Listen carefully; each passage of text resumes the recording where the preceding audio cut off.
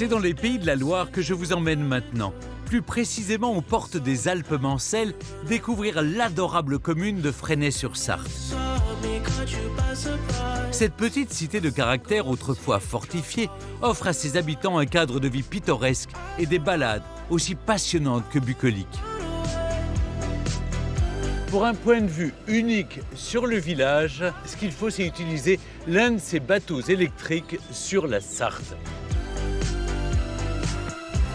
Regardez ces remparts. J'ai rendez-vous d'ailleurs avec Lorena qui va tout me raconter de ce village qui a gardé son charme médiéval. Un village marqué par une histoire très riche et souvent mouvementée qui débuta au IXe siècle avec la construction d'un château dont les ruines sont aujourd'hui mises en valeur dans un très joli parc. Bonjour Lorena. Bonjour Stéphane, bienvenue à Fresnay-sur-Sarthe. C'est magnifique, dites donc. Oh, si vous m'avez donné rendez-vous ici, c'est qu'il y a une raison. Oui, en fait, quand on est ici, on comprend bien pourquoi on a construit un château dès le Moyen-Âge, parce qu'on est sur un promontoire rocheux, on domine la campagne environnante. Oui. Et en fait, il faut savoir que Fresnay est à la frontière avec le duché de Normandie, et donc on a une position tout à fait stratégique. Oui. Donc on longe les remparts, le château se trouvait là, et il reste quand même quelques éléments bâtis. Les éléments les plus anciens datent du XIe siècle notamment. Ah oui, ce sont ces ruines qu'on voit là. Oui.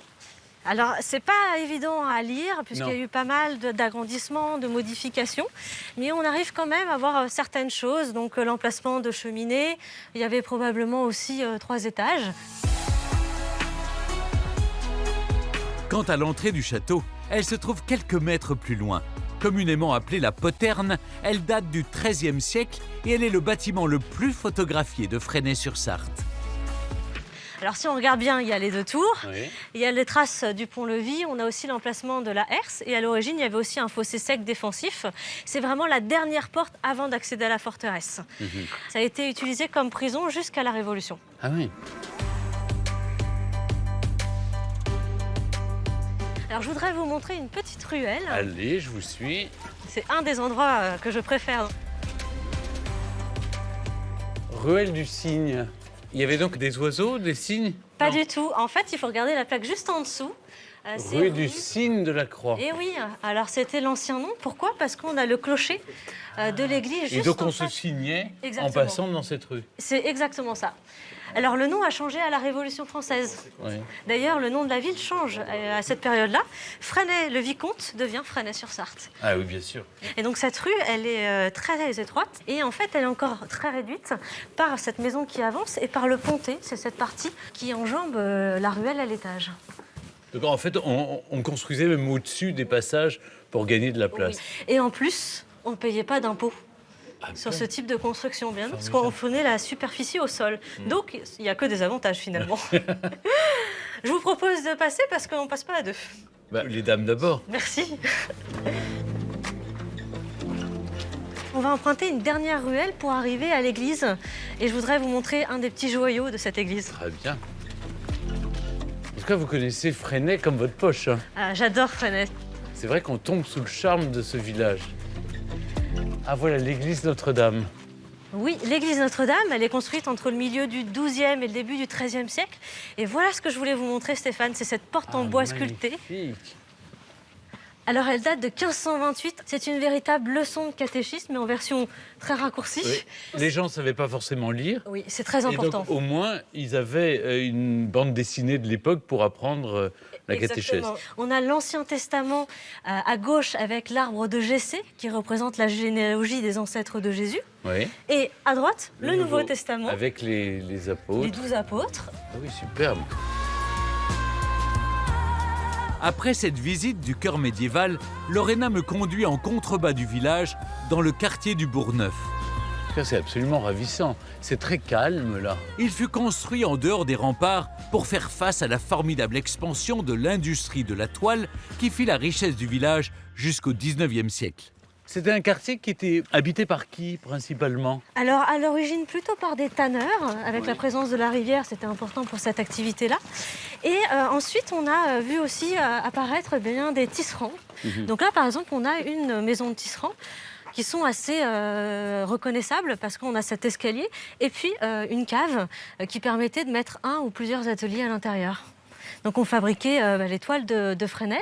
Alors c'est quoi la toile de Fresnay justement? Alors la toile de Fresnay, C'est un mélange de chanvre. Chanvre, lin ou métis, qui est un mélange des deux.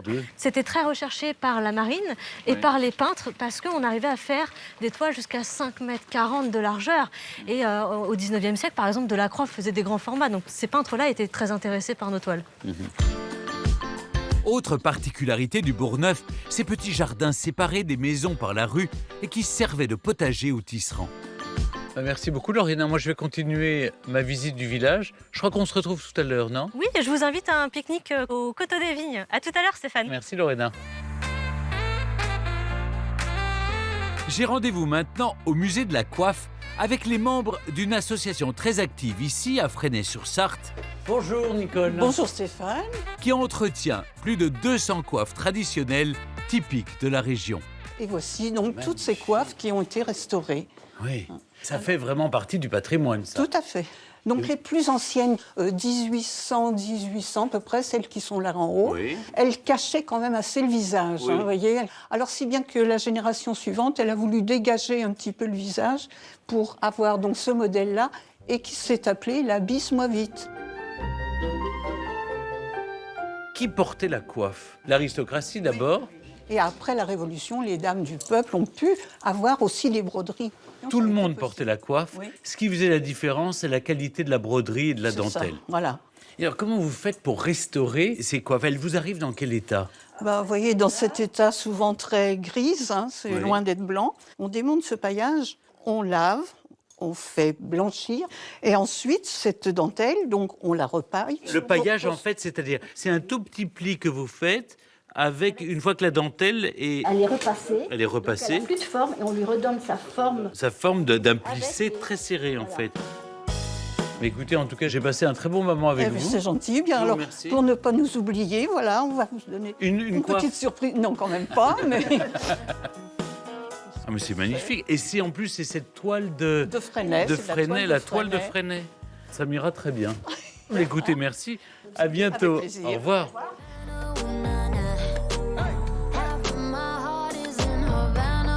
Il est temps pour moi de rejoindre le pique-nique auquel Lorena m'a convié. Mais pas question d'arriver les mains vides. Voilà, merci, bonne journée. Bonjour. Je vais lui apporter la spécialité locale.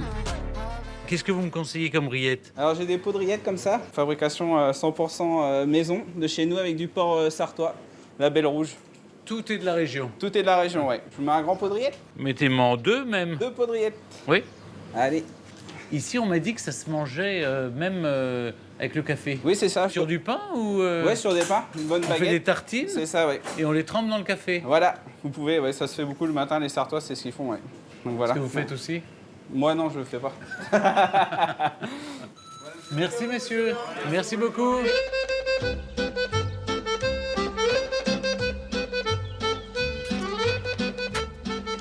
Alors, ils sont trop mignons, ces petits moutons. On ne pouvait pas rêver un endroit plus champêtre. On est ici au Coteau des Vignes. On a une vue absolument imprenable avec l'église, les remparts. Alors pourquoi ça s'appelle le Coteau des Vignes? Bon, il y a quelques pieds là-bas. Alors en fait, c'est le Coteau des Vignes parce qu'on a des vignes ici depuis le XIIIe siècle au moins. Et malheureusement, elles ont disparu avec le phylloxéra à la fin du XIXe siècle. Mais une association s'est constituée en 2013 et donc on a replanté des pieds de vigne. Et puis Pascal a installé ses ruches. Voilà, avec la commune, on a installé 3 ruches ici sur le côté des vignes. Ce qui nous permet d'avoir un miel des Alpes Mancelles. Avec, là, pour le printemps, de l'aubépine, des petits pissenlits. Et puis l'été, on a des trèfles, on a une belle diversité de fleurs. Vous voulez y goûter? Allez. Allez-y.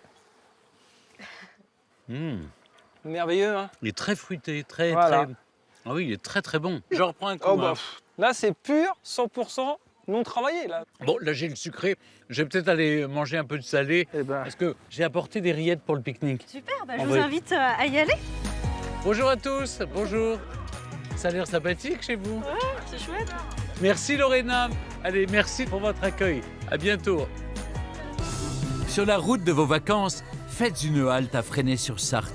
Découvrez le parc du château et sa vue imprenable sur la Sarthe. Visitez le charmant musée de la coiffe et enfin, prenez le temps de vous promener dans le ravissant quartier du Bourgneuf.